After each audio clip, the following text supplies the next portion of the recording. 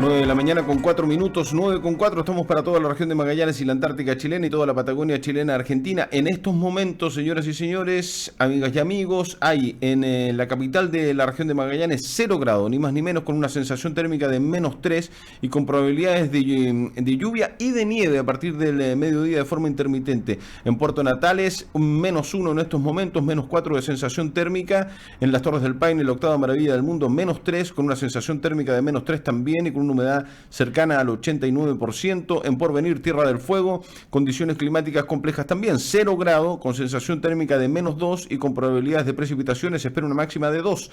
Y en Cabo de Hornos, Puerto Williams, provincia antártica, -4 de temperatura en estos momentos con una sensación térmica de -8 y con precipitaciones de nieve durante toda la jornada. Eso pasa en Magallanes. En Chile, en Santiago, son las 8 de la mañana con 5 minutos y está en línea el periodista y editor de El Mostrador y autor del reportaje y las denuncias que se ha hecho en el día de ayer del Salmon Leaks contra Nova Austral, Héctor Cosio. Héctor, un gusto de saludarte. Muchas gracias por acompañarnos a esta hora de la mañana. Hola, ¿qué tal? Buenos días. Bueno, quiero partir la conversación sabiendo cómo te introduces al tema de la salmonicultura, a esto que has denominado en el reportaje publicado ayer por El Mostrador como Salmon Leaks, por qué se la ha denominado así también, pero cómo es que empiezas a llegar a tener información tan relevante como la que se publica en las últimas horas. Sí, mira, bueno, fuera de que el tema del medioambiental y el tema de la salmonicultura es un tema que particularmente me interesa, en el diario nosotros hemos estado cultivando desde hace un par de años una mirada medioambiental con sentido de urgencia.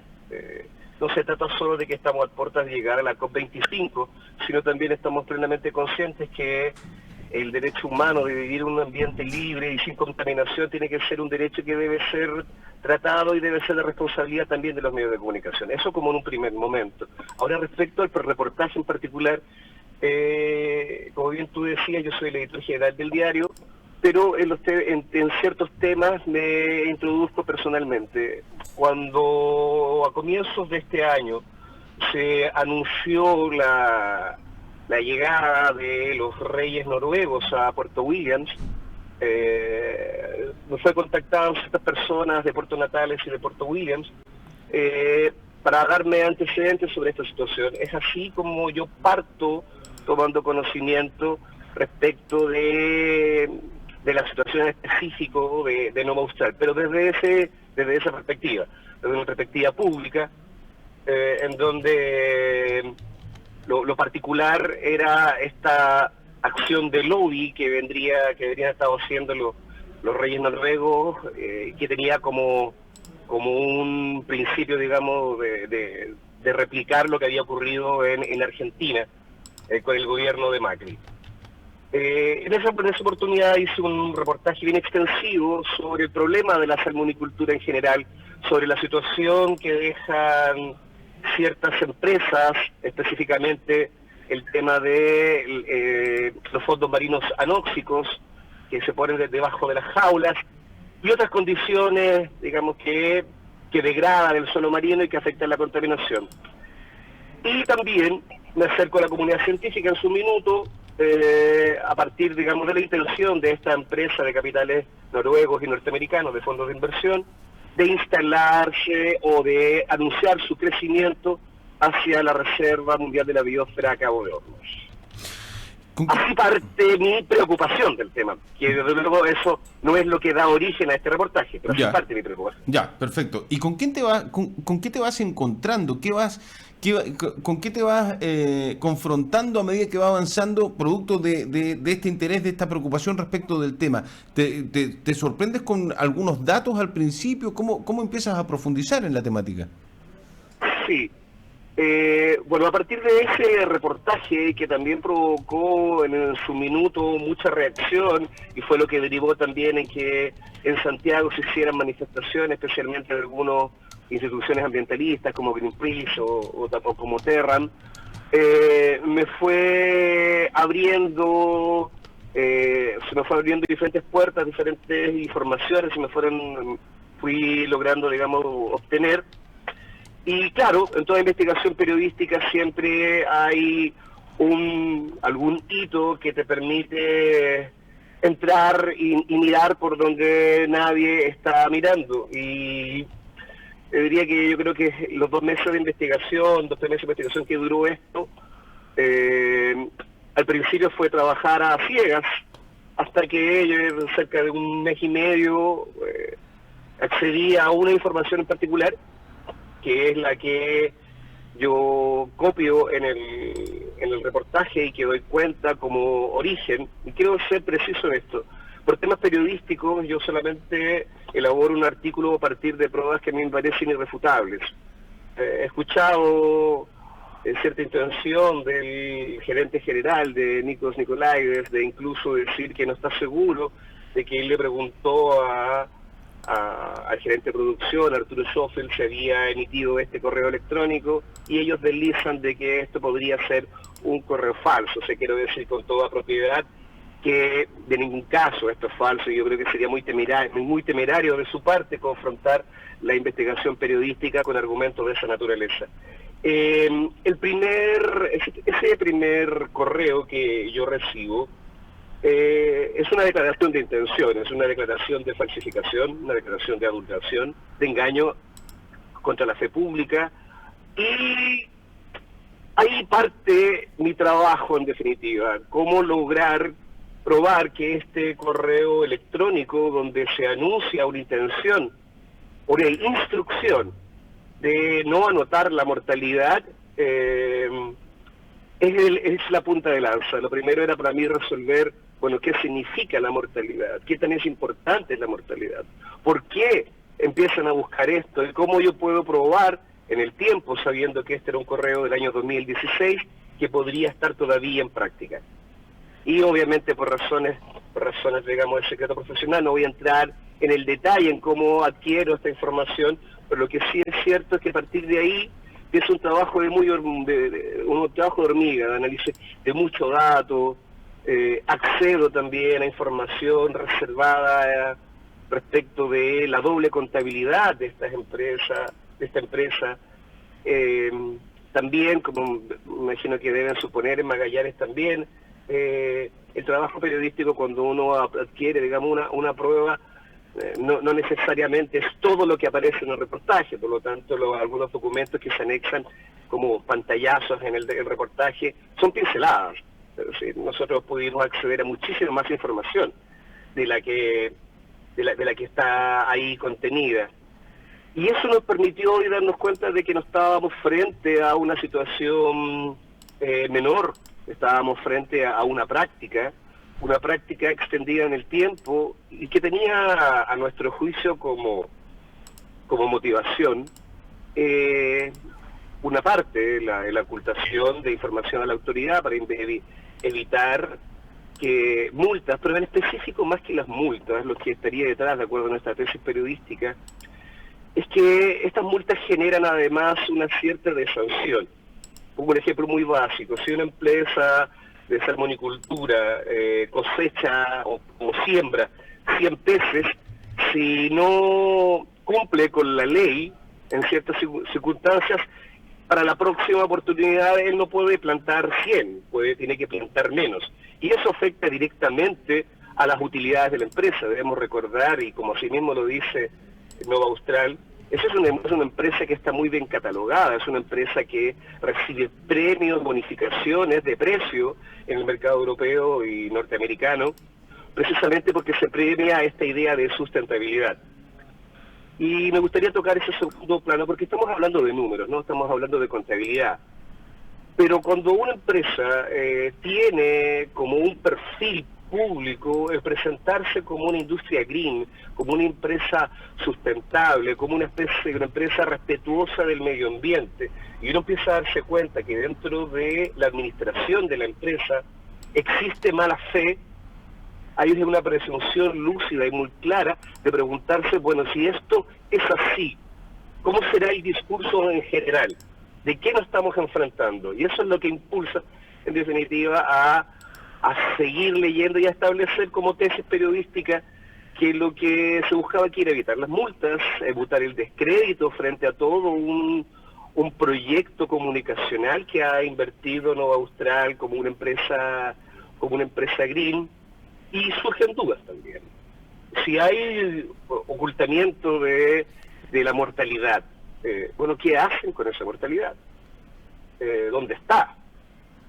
Me he preguntado con diferentes personas, científicos, ambientalistas, buscando tesis y teorías, y la verdad que ahí se abre una gran interrogante, que desde luego no responde en este artículo, y hago énfasis en este artículo, digamos, el mostrador, pero abre una gran interrogante. ¿Qué pasa con el manejo de otro tipo, digamos, de situaciones? Como ¿qué pasa, por ejemplo, con los fondos marinos? No hay registros, más allá de lo que pudo haber hecho en su minuto Cernapesca, detectando que algunos centros, especialmente en Capitán Alacena, estarían anóxicos, pero no hay antecedentes concretos sobre la pérdida de diversidad o la degradación del suelo marino. Y lo último, Mauricio, para seguir para que sigamos con el diálogo, no sea esto un monólogo, respondiendo a tu pregunta respecto de por qué Salmon Leaks.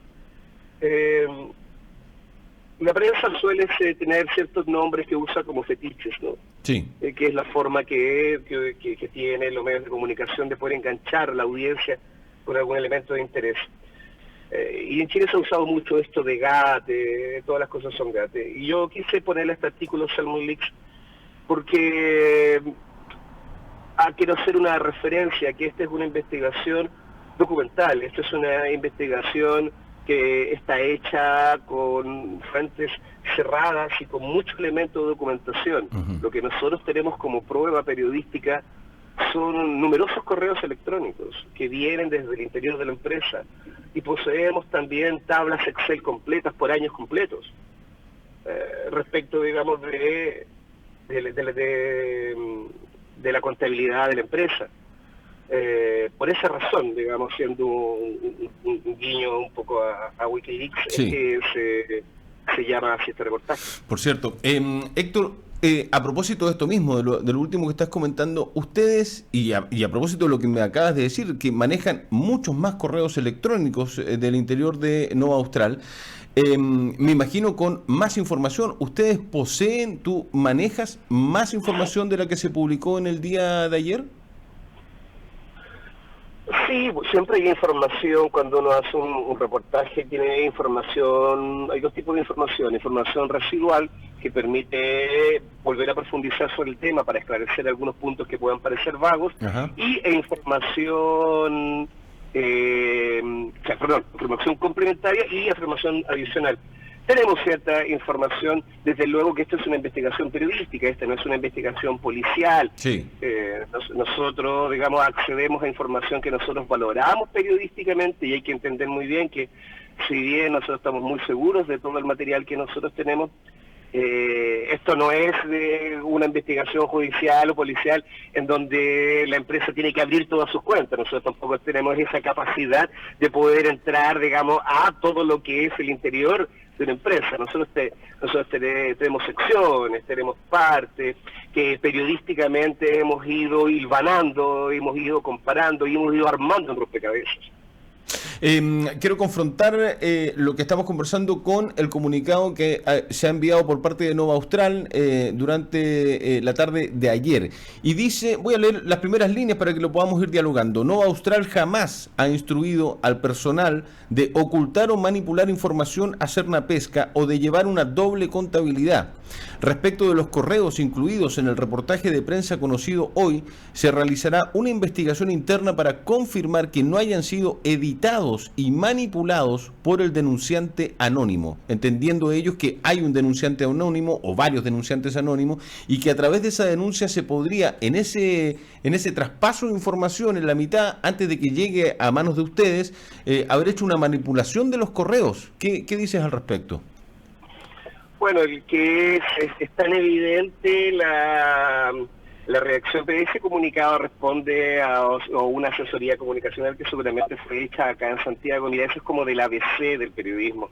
La verdad es que me llama mucho la atención la pobreza de ese comunicado, porque además resulta ser muy temerario. Es un comunicado donde advierten que van a hacer una investigación, sin embargo, en el mismo comunicado cometen la falacia de asegurar de que la información es falsa. Yo me pregunto, ¿cómo pueden ellos decir que van a abrir una investigación para confirmar una tesis preconcebida? Estamos hablando de un texto muy, muy pobre, de una asesoría comunicacional un tanto desesperada, y la verdad es que me gustaría efectivamente conocer cuáles son los antecedentes que ellos tienen en su poder, digamos, como para poder decir que eso es falso.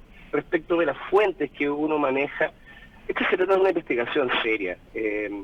Nosotros cuando hacemos una investigación, no necesariamente, no somos niñitos, digamos, de que nos entregan una información y nosotros usamos esa información como si fuésemos personas ciegas, con el disculpo, digamos, de las personas no videntes. Me refiero a que no tenemos la capacidad de observar o seguir indagando. Nosotros toda la información que recibimos la chequeamos y la contrachequeamos.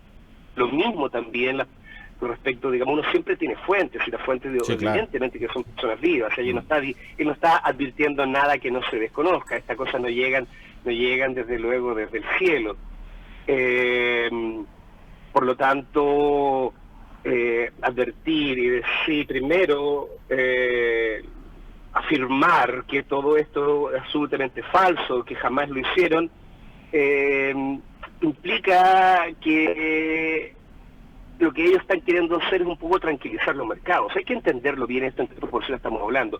Esto no se trata simplemente de que ellos defiendan el prestigio, ni tampoco que defiendan o puedan tranquilizar a una comunidad que ya se encuentra de alguna manera movilizada por esas circunstancias hace mucho tiempo. No son los mejores vecinos del barrio. Por lo tanto, afirmar eso no responde solamente a esos dos argumentos, responde más bien a tranquilizar los mercados, a tranquilizar a los chiefs en Europa. Cuando una empresa pretende expandirse, como lo quiere hacer Nova Austral, expandirse desde primero trasladarse de lo que es el Parque Nacional Alberto de Agostini a lo que parece ser el recientemente creado Reserva Nacional Pacahuéscar, o querer cambiarse y extender su crecimiento hacia Cabo de Hornos, responde a una estrategia comercial donde hay mucho dinero que hay de por medio. Por lo tanto, comunicados como estos lo que responden, lo que buscan en definitiva, es tranquilizar los mercados, entregar alguna señal comunicacional que pueda dar tranquilidad. Frente a esa señal comunicacional, ellos advierten luego que van a hacer una investigación. A ver, yo me pregunto, ¿qué tipo de investigación puede hacer una empresa en sí misma si como digamos, como un argumento prioritario está la negación? Si la gerencia general cree que está frente, digamos, a una situación que es falsa, que el medio de comunicación fue manipulado, que se equivocó, que en definitiva compró una información que tal vez pudo haberse tergiversada desde antes, insisto en el argumento, me parece muy temerario.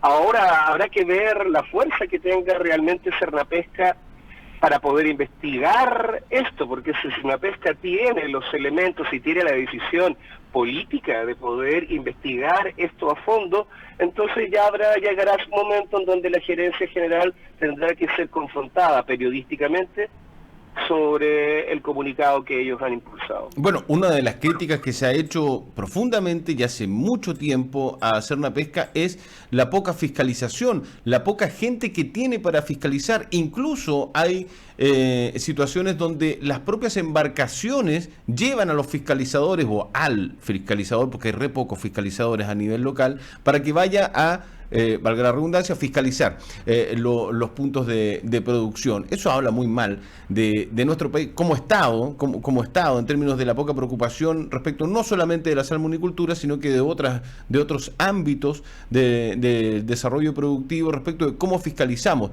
Y una de las críticas, insisto, a Cernapesca ha sido justamente ese punto. ¿Tú crees que acá podría haber un cambio? Entiendo también que la gente de Cernapesca ha hablado en esta investigación, ha salido publicado algunas de sus declaraciones, han sido bastante duros en sus declaraciones, pero vamos a ver qué va a pasar con las acciones, ¿no? Sí, bueno, lo que tú dices es muy cierto, es una constatación de los hechos de la realidad. yo he tomado conocimiento efectivamente de lo que tú afirmas. Ustedes están ahí en la zona, lo pueden ver. Yo estoy, digamos, muchos kilómetros de distancia, pero he tenido la misma información. Cernapesca en términos de presupuesto, creo que no son de los mejores, y también de equipos. Efectivamente, yo no conozco que Cernapesca tenga que tenga vehículos, digamos, para poder, lanchas de esa naturaleza, para poder hacer su fiscalización. Efectivamente, depende de la buena voluntad y depende también, digamos, de la gestión que tengan que hacer la fiscalización con las empresas. Es un tema bastante delicado. Yo creo que es un problema estructural de parte, digamos, de los organismos de fiscalización en Chile. Creo que los organismos de fiscalización debiesen tener los recursos suficientes para poder defender su autonomía. Y defender su autonomía incluso se implica movilizarse con recursos absolutamente propios. Si una empresa tiene que, o sea, si un fiscalizador tiene que, para poder hacer su trabajo, depender del fiscalizado, desde luego que estamos en un terreno muy preocupante, porque eso también lleva a poder ser, digamos, el comienzo de otras situaciones, de otras cercanías. Uno debe de esperar que la fiscalización sea lo más independiente y lo más autónoma posible. Pero bien tú dices, eso es complejo por un tema presupuestario. Ahora, desde el punto de vista de la acción, de la decisión, yo esperaría que en este caso Cernapesca tomara decisiones importantes, decisiones políticas importantes. Creo que es muy bueno ponerlo en el contexto también de que estamos próximos a la COP25. El presidente de la República, Sebastián Piñera, cuando anuncia la COP25, la anuncia como una COP azul, en donde Chile es visto por la comunidad internacional como un ejemplo en la protección de sus mares. Entonces aquí lo que estamos viendo es que por un lado existe esta intención de protección, pero da la impresión que estamos hablando de una protección en papel, de una protección sin dientes, porque incluso solo hablando de las reservas marinas que ustedes tienen ahí en este sector, tampoco nosotros conocemos ni tenemos seguridad de que estos lugares estén debidamente protegidos. No sé si la Armada está dedicando recursos para proteger la no violación de los recursos marinos en estas zonas protegidas. Por lo tanto, frente a una situación como esta y a declaraciones públicas presidenciales donde Chile se presenta como un país protector de sus mares, creo que Cernapesca debe hacer un esfuerzo muy importante, tal vez el más grande de sus esfuerzos. Si tú lees bien el reportaje que nosotros publicamos en la última parte, que es cuando nos responde la autoridad, a mí hay algo que me llama mucho la atención ahí y que me gustaría comentar. Dice esto de que ellos pensaban que este tipo de prácticas ya no se utilizaban. ¿Eso qué quiere decir? Que la autoridad está reconociendo que la empresa, que esto no es una situación de una empresa en particular, está reconociendo que ellos tenían antecedentes anteriores respecto de esta práctica. Estamos hablando de una situación que Cernapesca ya estaba en conocimiento. Es decir, la manipulación de las tasas de mortalidad de las empresas de salmoniculturas en el sur de Chile es una experiencia es una experiencia nefasta que Cernapesca tiene antecedentes, pero que, según lo que nos informan a nosotros, pensaban que ya no se utilizaban. Es como volver a las viejas prácticas. Entonces aquí es la doble responsabilidad de Cernapesca. Ellos estaban en conocimiento de que estaban frente a una práctica antigua y ahora por esta investigación periodística se revela que no es una práctica que se quedó en el pasado, sino que está muy viva y muy presente. Y esto abre una pregunta aún mucho más grave. ¿Será solamente Nova Austral, aquella empresa que se presentaba como el niño símbolo, como para dónde debía ir la industria, la única empresa que entrega información falsificada a Cernapesca? Si eso no es así, entonces ya el problema es mayor. El problema lo tenemos con las industrias en la zona, el problema es un problema medioambiental, es un problema de gestión económica, es un problema de sustentabilidad, pero es un problema enfáticamente de los organismos de fiscalización. O sea, no están funcionando. En el reportaje, disculpa Héctor, ustedes hablaron obviamente con la gerencia, hablaron con Nicolás Nikolaidis, trataron de comunicarse con Drago Kovacic, por ejemplo, en Tierra del Fuego. Me gustaría, para ir colocando el corolario a la conversa, respecto de cuál fue la respuesta, la reacción de la gerencia de Nova Austral, porque en una parte del reportaje ayer se dice que comienzan, cuando se le presentan estos antecedentes a la gerencia de Nova Austral, negándolos absolutamente, pero termina esa conversación o esa conexión de diálogo diciendo, a ver, vamos a revisar los antecedentes y después habrá una respuesta. No sé si esa respuesta ya habrá llegado o no directamente con el equipo investigativo del mostrador o con tu persona, pero ¿qué te pareció la reacción, la respuesta de la gerencia de Nova Austral a esta investigación y a esta denuncia? Sí, no, primero ser claro que hasta el momento no hemos recibido ninguna información después, digamos, de que el propio Nikos Nikolaidis y su equipo de comunicaciones nos dijo que se iban a comunicar con la posteridad. Hasta el momento no hemos recibido absolutamente nada. Al respecto de cómo se produjo eso, bueno, sí te lo puedo contar porque además va a ser público probablemente durante el día de hoy. Tenemos grabada la conversación. Eso no fue una conversación en on, es una entrevista. Ya. Por lo tanto, nosotros no estamos revelando ninguna información, digamos, de un secreto ni violando un off. No fue una información. Cuando uno enfrentamos una investigación periodística, nosotros no usamos el off frente a la autoridad. Esta es una entrevista en on que él concede al mostrador. Y como tal como se pone ahí en la conversación y también en previa información por escrito que nos manda Nikos Nikolaidis, habla de, como lo expongo en la nota, de las bondades de la empresa, de cómo ellos se han sorprendido, del éxito de manejar estas especies de salmónidos sin antibióticos, de cómo los premian. Y en el curso de esa investigación yo le voy haciendo preguntas que da la impresión de que él no advierte como unas preguntas que tengan un sentido un poco mayor. Yo le empiezo a preguntar derechamente a él sobre cuál es la incidencia del BKD dentro de sus empresas, de esta infección crónica bacteriana. ¿Y por qué se lo pregunto? Se lo voy preguntando porque, claro, teníamos datos de que la incidencia es mucho mayor y estaban muriendo muchas especies. Desde luego no es la única causa. Todos los salmonicultores saben que uno de sus principales problemas en las jaulas son los de lobos marinos, pero no es lo único.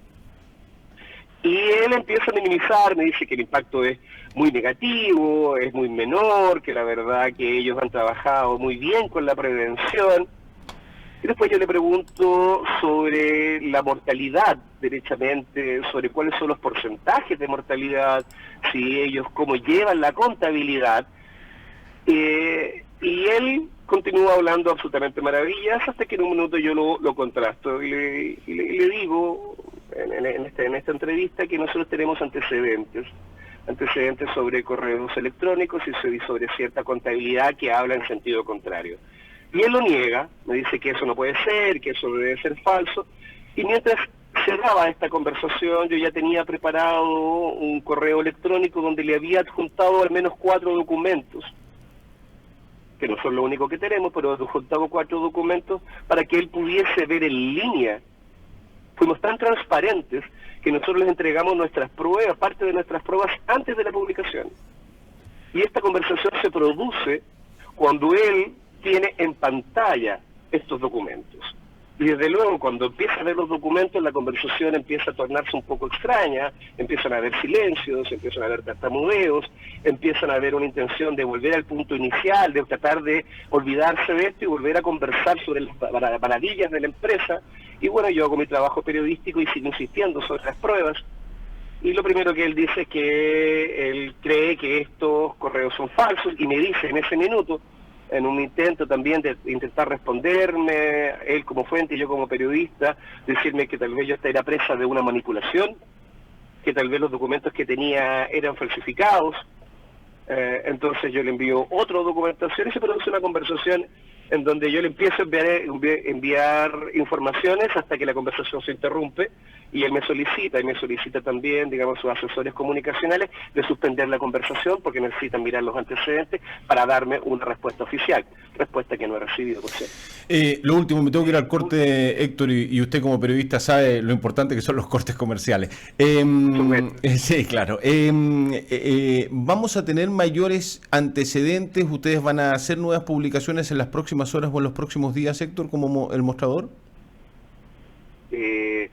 Sí, efectivamente, nosotros esta investigación se compone de algunas piezas más que vamos a trabajar, y esto no es no quiero que sea ni un spoiler, ni un adelanto, ni una amenaza, pero ciertamente una investigación periodística de esta naturaleza no se acaba en un solo artículo.